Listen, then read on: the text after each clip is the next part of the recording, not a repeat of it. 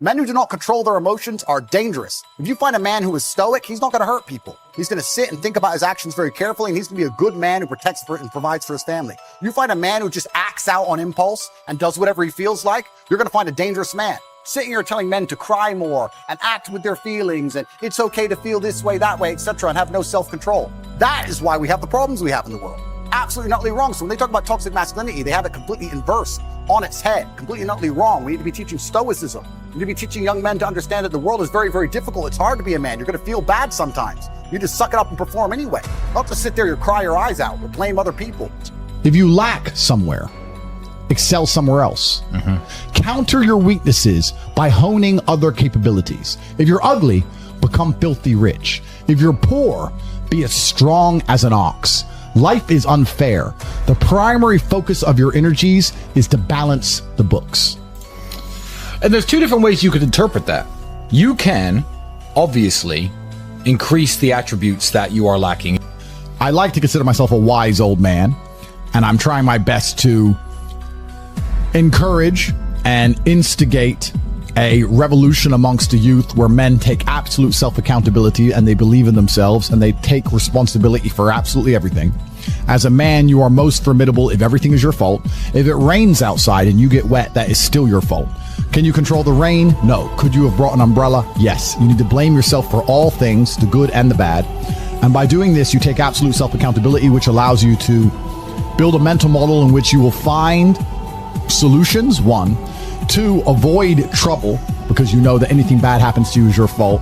And 3, be the most fearsome competitor possible because we're living in a very competitive world nowadays amongst the elites. The people who understand that you're living inside of a fish tank are trying very hard to get out. And you have to make sure that you can outrun some of them if you want to escape. It's an age-old adage. If a bear is chasing a group of people, you do not have to be the fastest one. You just have to be faster than the slowest. The slowest person is going to die. So as long as you're ahead of the majority of people, you stand a very good chance of avoiding slavery. Being a powerful man isn't always about furious anger and instilling fear. As enemies attempt to attack your energy and lower your vibration, understand this: power is untouchable. Power may notice, but it doesn't care. Sometimes power is simply not giving a fuck. Being a powerful man isn't always about furious anger and instilling fear, meaning sometimes it is. You need to retain the capability to instill fear with furious anger. A man who cannot do that is not a man. It is one of the cards you need to have in your deck. However, more often than not, when you're in a true position of power, you will play the alternate card, which I'm describing here as simply not caring. How can you not give a fuck about things? Well, I'll tell you how.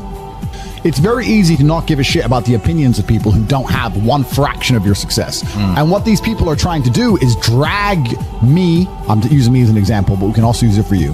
When you have true power, they're trying to drag you down. You have to learn to face your fear. I'm not saying not be afraid, because that's not brave. If you do something and you're not afraid, you're not brave. You have to be afraid and do it anyway. That's what courage is. So I'm not saying you can be as scared as you want, but you still have to go. We're living inside of a video game. Because in a video game, you're going to go through trial and tribulation. You're going to struggle to upgrade your character. And the reason you upgrade your character is when you get more stats, you can complete more difficult levels within the game. Life is exactly the same. The levels never end, but as you become better, you stand a better chance of completing them. So as you upgrade your character, you get further and further in the game, but the game never ends.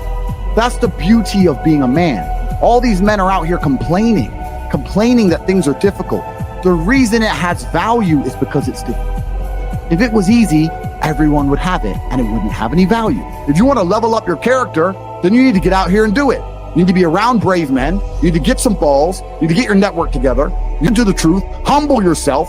Stop sitting there with an ego. Realize you ain't shit. You're nothing but lucky. Bacteria could have stole your eyesight at the age of 3, and it didn't. You could have been in a car crash and lost both your parents. Never happened. You've been nothing but lucky. Blind luck has given you a favorable hand, and you've managed to f it up. When you remove self-control from men, you get not only do you get emasculated weak men, but what you also get is very dangerous men.